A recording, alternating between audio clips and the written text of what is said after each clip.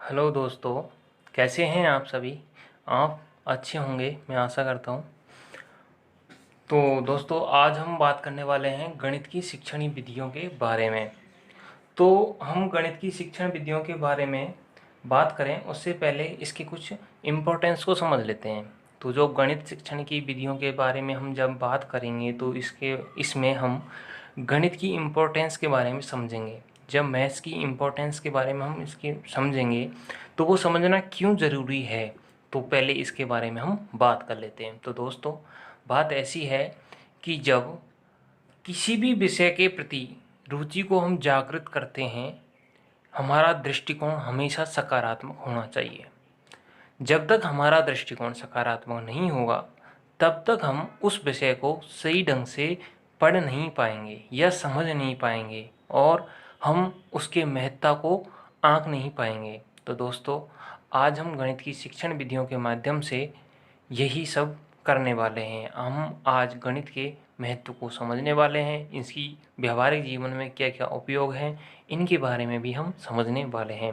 तो दोस्तों, हम स्टार्ट करें उससे पहले एक पोइम, जो कि बहुत ही अच्छी पोइम है, उसको मैं आपको सुनाना चाहता हूँ, जो कि गणित से ही रिलेटेड है।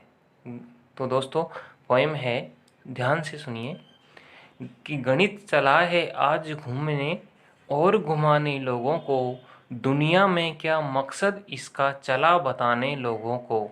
तो दोस्तों, आज गणित घूमने के लिए निकल चुका है और अपना क्या महत्व है इस दुनिया के अंदर, क्या मकसद है उसका, वह बताने के लिए गणित आज घूमने के लिए निकला हुआ है।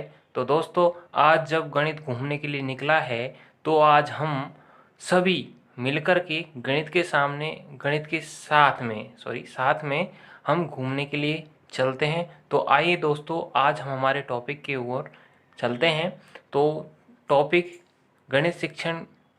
तो गणित शिक्षण के अंदर सबसे पहले गणित का इम्पोर्टेंस क्या है। तो दोस्तों, ज्योतिष विज्ञान के अंदर जो वेदांग ज्योतिष है, ज्योतिष विज्ञान वेदों का एक सब ग्रुप है, वेदांग ज्योतिष।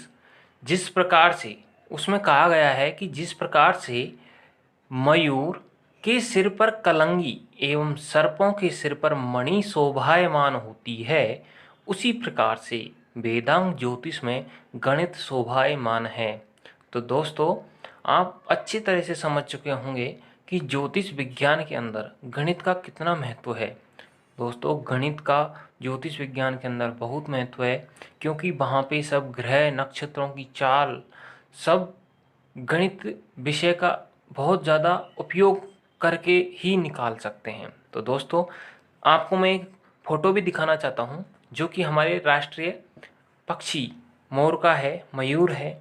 और इसके सिर पर जो कलंगी है दोस्तों, उसके समान वेदांग ज्योतिष के अंदर विराजमान है गणित, शोभायमान है, उसकी शोभा बढ़ा रहा है। जिस प्रकार से मयूर की शोभा ये कलंगी बढ़ा रही है, उसी प्रकार से गणित भी ज्योतिष विज्ञान की शोभा को बढ़ा रहा है। तो दोस्तों, आइए हम स्टार्ट करते हैं अपना टॉपिक।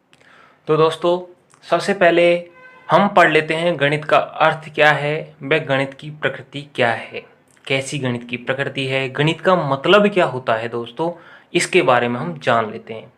तो गणित की उत्पत्ति मैथमेटा, दोस्तों ये मैथमेटा लिखा हुआ है, मैथमेटा शब्द जो कि एक ग्रीक भाषा का शब्द है, उससे हुई है। दोस्तों, ये ग्रीक भाषा के एक शब्द है मैथमेटा, उससे मैथमेटिक्स शब्द बना, जिसका अपने यहाँ पे हिंदी रूपांतरण गणित हुआ कि शब्द से हुई है, जिसका अर्थ है जिस विषय में गणनाओं का कार्य किया जाता है, जिस विषय में जिस सब्जेक्ट के अंदर कैलकुलेशन की जाती है।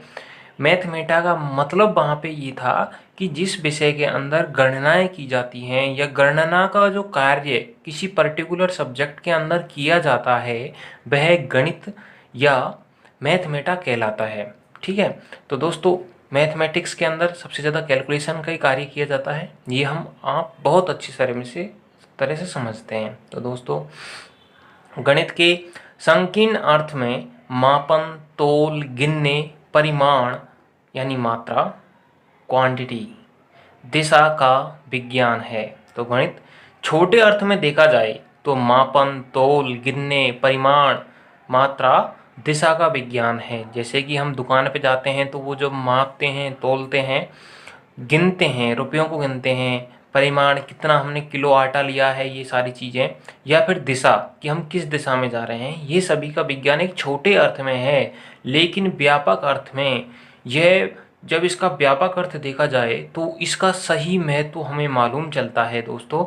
और व्यापक अर्थ में यह अनुमानीकरण और तार्किकीकरण इसका व्यापक अर्थ होता है दोस्तों। अनुमानीकरण, अनुमान मतलब कि पूर्व किसी का भी अनुमान लगा लेना, कितनी बड़ी बात है दोस्तों। और तार्किकरण जो हमारे मन, मस्तिष्क और व्यवहार में परिवर्तन लेके आती है दोस्तों। तर्क करने की क्षमता का हमारे अंदर विकास होता है, वो मैथमेटिक्स या गणित के द्वारा दिया गया व्यापक अर्थ है दोस्तों। गणित मूलतः आगमनात्मक होती है दोस्तों। गणित आगमनात्मक प्रकृति की होती है। और आगमनात्मक क्या होता है दोस्तों, इसके बारे में हम आगे पढ़ेंगे, इसके बारे में ज़रूर चर्चा करेंगे दोस्तों। तो बर्ट्रैंड रसेल की एक बुक है, उसका नाम है an introduction to mathematics philosophy. तो इन्होंने, बर्ट्रैंड रसेल ने अपनी बुक के माध्यम से कहा है कि प्रत्येक बच्चा गणित सीख सकता है, प्रत्येक बच्चा गणित को सीख सकता है और प्रत्येक बच्चे को गणित सीखनी चाहिए, प्रत्येक बच्चे को गणित सीखना चाहिए। और गणित बालकों के तर्क करने की आदत को विकसित करता है दोस्तों। गणित का सबसे मेन जो फोकस होता है वो तर्क, तर्क सबसे ज़्यादा खतरनाक होते हैं गणित के। जो गणित पढ़ते हैं उनके तर्क शक्ति उनकी ज़बरदस्त होती है दोस्तों। तो इसके लिए हम आगे दोस्तों कुछ महत्वपूर्ण परिभाषाएं पढ़ने वाले हैं और उन महत्वपूर्ण परिभाषाओं की ओर हम चलते हैं। तो दोस्तों गणित की महत्वपूर्ण परिभाषाओं के अंदर हॉगमैन ने गणित की जो परिभाषा दी थी वो क्या दी थी, तो दोस्तों हॉगमैन ने कहा था कि गणित सभ्यता एवं संस्कृति का दर्पण है। गणित किसका है दर्पण? सभ्यता एवं संस्कृति का दर्पण है। तो दोस्तों अब इसको एक ट्रिक के माध्यम से आप याद रख सकते हो दोस्तों। इसको हॉगवैन की जगह हम हॉजवैन भी कह सकते हैं। और हॉज के अंदर पानी भरा हुआ रहता है और पानी के अंदर हम अपना दर्पण प्रतिबिंब देख सकते हैं। तो दोस्तों हॉजवैन के अनुसार सभ्यता गणित है जो सभ्यता एवं संस्कृति का दर्पण है। तो दोस्तों हॉग यानी हॉज, हॉज से हमें दर्पण का महसूस करना है और उसके माध्यम से हम हॉजमैन के द्वारा दी गई परिभाषा को हम याद रख सकते हैं। और दोस्तों अगले जो चिंतक हैं जिन्होंने गणित की परिभाषा दी थी उनका नाम है रोजर बेकन। रोजर बेकन, तो उन्होंने गणित का क्या महत्व बताया? गणित के बारे में उन्होंने कहा कि गणित समस्त विज्ञानों का सिंहद्वार एवं कुंजी है दोस्तों। तो उन्होंने इतनी बड़ी बात कही कि गणित है जो वो समस्त विज्ञानों का सिंहद्वार एवं कुंजी है। मतलब गणित के माध्यम से ही हम विज्ञान के क्षेत्र में प्रवेश कर सकते हैं, उन्होंने ये कहा। और सिंह द्वार मतलब उसका द्वार भी यही है और उसकी कुंजी भी यही है। तो दोस्तों रोजर बेकन, अब इसको ट्रिक कैसे याद करनी है, तो हम इसको रोजर तो कह सकते हैं लेकिन इसको बेकिन कह सकते हैं। जब बेकिन कहेंगे तो जो की बनेगा, जो की बनेगा उससे हमारे पास में कुंजी बनेगी। कुंजी मीन्स चाबी बनेगी। और चाबी किसकी होती है? सिंह द्वार की होती है। किसकी होती है? सिंह द्वार की होती है। तो रोजर बेकिन, तो बेकिन क्या होंगे? बेकिन सिंह द्वार के चाबी के बारे में बताएंगे। तो सिंह द्वार किसका रहेगा? गणित का रहेगा। और किसके लिए? जब सिंह द्वार को खोलेंगे तो हमारे पास में क्या निकलेगा? हमारे पास में जब हम सिंह द्वार को खोलेंगे तो हम जिसमें प्रवेश करेंगे वो विज्ञान रहेगा। ठीक है। तो दोस्तों थोड़ा सा ऐसा ही करना पड़ेगा इनके साथ में, शब्दों के साथ में, तभी जाके हम अच्छे से इन परिभाषाओं को समझ पाएंगे दोस्तों। तो चलते हैं मेरे प्यारे दोस्तों आगे और परिभाषाओं की तरफ। तो दोस्तों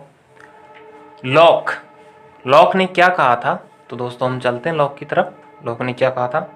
उन्होंने कहा था कि गणित वह मार्ग है जिसके द्वारा बालकों में तर्क करने की क्षमता का विकास होता है। दोस्तों ये बहुत इंपॉर्टेंट टॉपिक है और ये इस पॉइंट पे जरूर फोकस कीजिए। ये जो तर्क लिखा हुआ है, तर्क वास्तव में ही बहुत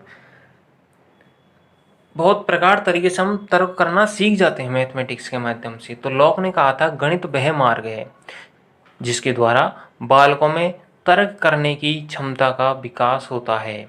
और कांट, तो कांट उन्होंने कहा था, ये बड़ी महत्वपूर्ण परिभाषा है दोस्तों, ये जरूर से जरूर एग्जाम्स के अंदर आती हैं, एग्जाम के पॉइंट ऑफ व्यू से तो अच्छी है ही है, साथ ही साथ हम गणित के बारे में हमारा दृष्टिकोण सकारात्मक हो, इस वजह से भी ये काफ़ी महत्वपूर्ण परिभाषाएं हैं। कांट कांट ने कहा था विज्ञान उतना ही यथार्थ है जिस सीमा तक वह गणित का प्रयोग करता है। तो दोस्तों उन्होंने कह दिया था science can't without mathematics, science can't without mathematics. तो कांट को हम इस तरह से कोरिलेट करके याद रख सकते हैं कि कांट ने किस तरह से कहा था। कांट ने कह दिया था कि विदाउट मैथमेटिक्स साइंस का कोई वजूद नहीं है। ठीक है दोस्तों, तो विज्ञान उतना ही यथार्थ है। ठीक है, तो नेपोलियन, दोस्तों ये भी एक इम्पोर्टेंट डेफिनेशन है। नेपोलियन ने कहा था कि देश की उन्नति का गणित के साथ घनिष्ठ संबंध होता है। इसका मतलब समझ पा रहे हो मेरे दोस्तों, गणित की देश की जो उन्नति है, उन्नति में गणित के साथ में घनिष्ठ संबंध होता है। तो दोस्तों जिस देश में जितनी ज़्यादा मैथमेटिक्स गणित प्रफुल्लित होगी दोस्तों, उस देश में उन्नति सबसे ज़्यादा होगी। ये नेपोलियन ने कहा था दोस्तों, देश की उन्नति नेपोलियन को याद रखना। दोस्तों अगली परिभाषा है यंग की परिभाषा। तो यंग ने क्या कहा था? यंग ने कहा था कि संपूर्ण भौतिक सभ्यता के अंदर क्या क्या आता है दोस्तों? लौह, वाष्प, विद्युत। अब लौह, वाष्प, विद्युत, इन सभी का उपयोग किसमें होता है? हमारे दैनिक जीवन में सर्वाधिक उपयोग होता है। लेकिन उन्होंने ये कहा था कि इनका आधार गणित है, कि संपूर्ण भौतिक लौह, वाष्प, विद्युत जो सभ्यता है, भौतिक सभ्यता है, उसका आधार गणित है। तथा यदि गणित को हटा लें तो भौतिक सभ्यता नष्ट हो जाएगी। दोस्तों भौतिक सभ्यता नष्ट हो जाएगी यदि हम इसमें से गणित को हटा लें। क्योंकि किस तरह से विद्युत बनती है ये तो हम साइंस से पता लगा सकते हैं, लेकिन कितनी बनानी है, किस वेग से पानी आएगा, या कितना कोयला चाहिए, ये सारी बातें तो गणित ही बता पाएगी ना दोस्तों।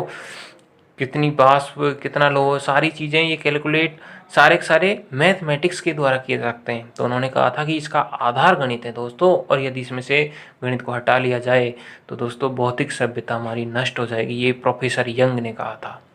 और डटन ने क्या कहा था? डटन ने कहा था गणित शिक्षण का अर्थ है वास्तव में बालकों को शक्ति प्रदान करना। दोस्तों शक्ति मतलब डटकर मुकाबला करना, ये किसने कहा था? डटन ने कहा था। तो गणित शिक्षण का अर्थ वास्तव में बालकों को शक्ति प्रदान करना है। बालकों को शक्ति तभी मिलेगी जब वो मैथमेटिक्स में अच्छे होंगे। आपने देखा होगा दोस्तों, जब छोटी कक्षा हो या बड़ी कक्षा, जिनकी मैथमेटिक्स अच्छी होती है तो दोस्तों उनका एटीट्यूड ही अलग होता है। एटीट्यूड, उनके तर्क करने की क्षमता, ये सारी चीज़ें हम दोस्तों देख सकते हैं कि गणित शिक्षा का कितना महत्व है, गणित का कितना महत्व है। गणित की मूलभूत दक्षताएं, तो गणित की मूलभूत दो दक्षताएं होती हैं। एक तो संख्या ज्ञान गणित की मूलभूत दक्षता है, साथ ही साथ एक संक्रिया ज्ञान। दोनों गणित की महत्वपूर्ण और मूलभूत दक्षताएं। इनका गणित का जो मूल है और उसकी जो क्षमता है, गणित की जो दक्षता है, स्किल है, वो संख्या ज्ञान और संक्रिया ज्ञान है दोस्तों।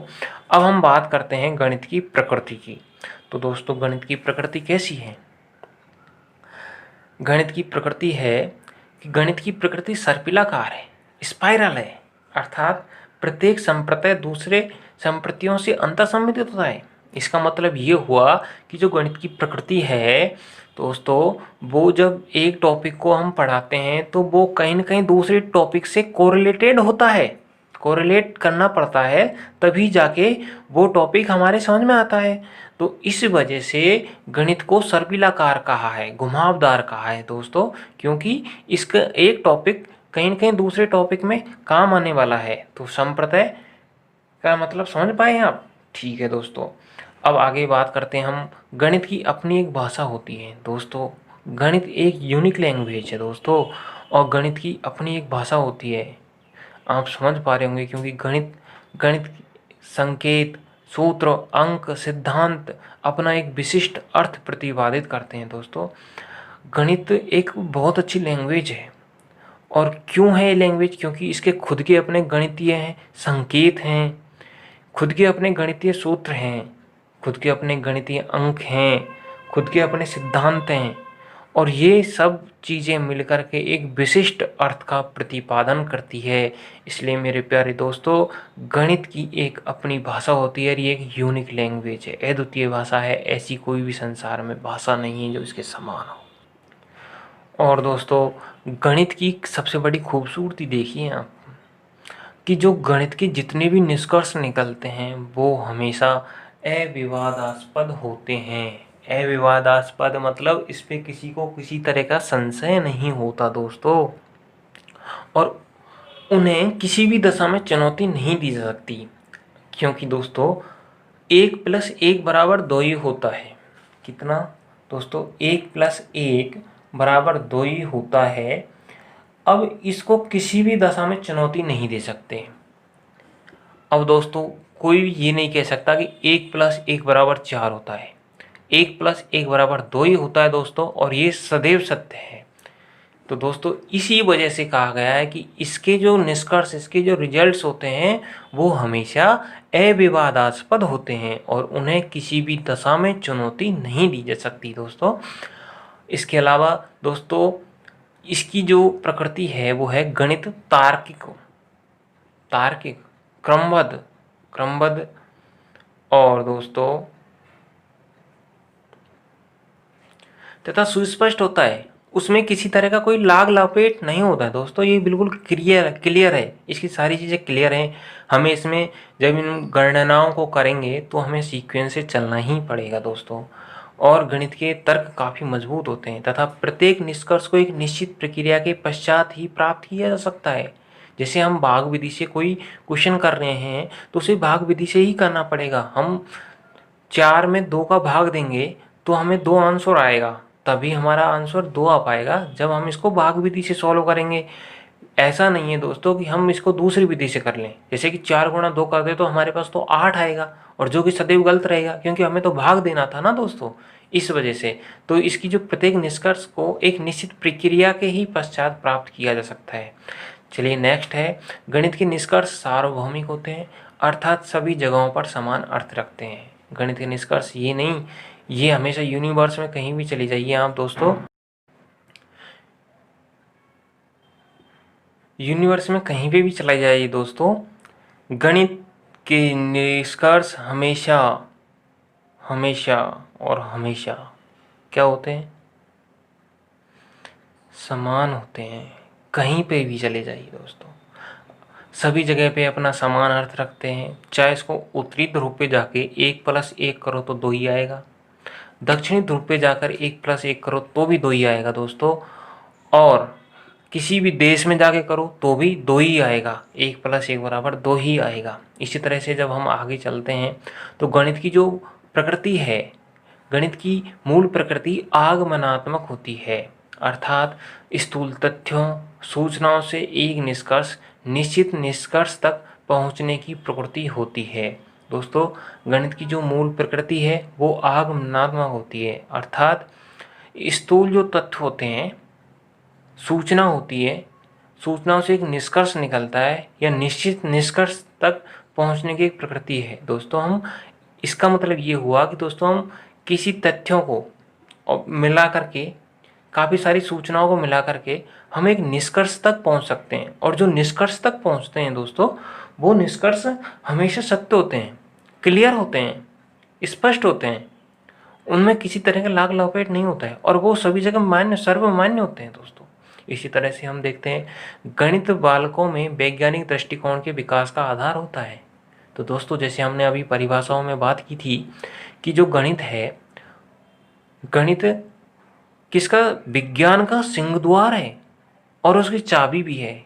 जब तक हम उस सिंह द्वार में प्रवेश नहीं करेंगे तब तक हम गणित विज्ञान के बारे में नहीं जान पाएंगे। तो हमें विज्ञान को समझने से पहले गणित को समझना होगा, गणित से गुजरना होगा दोस्तों। इसी तरह से हम जब आगे चलते हैं, गणित बालकों में मूर्त तथ्यों, सूचनाओं, घटनाओं को देखकर अमूर्त चिंतन की ओर जाने का मार्ग है। तो जो गणित है दोस्तों उसमें मूर्त तथ्य होते हैं, जो इसके कॉन्सेप्ट्स होते हैं और सूचनाएं होती हैं या घटनाएं होती हैं, उनको देखकर अमूर्त चिंतन की ओर जाने।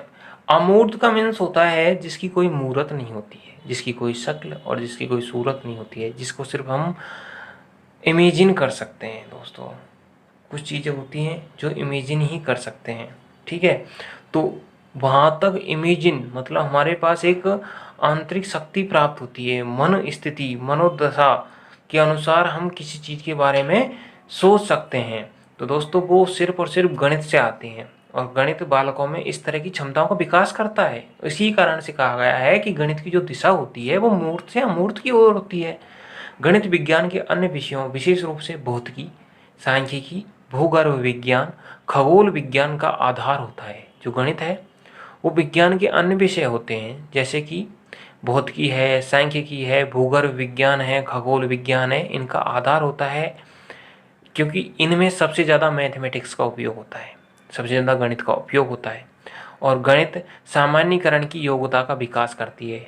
हम हमेशा सरल करते हैं चीज़ों को, तथ्यों को मिला करके, और हम जो निष्कर्ष प्राप्त करते हैं वो सर्वमान्य होते हैं। तो इसमें सामान्यीकरण की जो योग्यता है, क्षमता है, उसका विकास करने का कार्य होता है।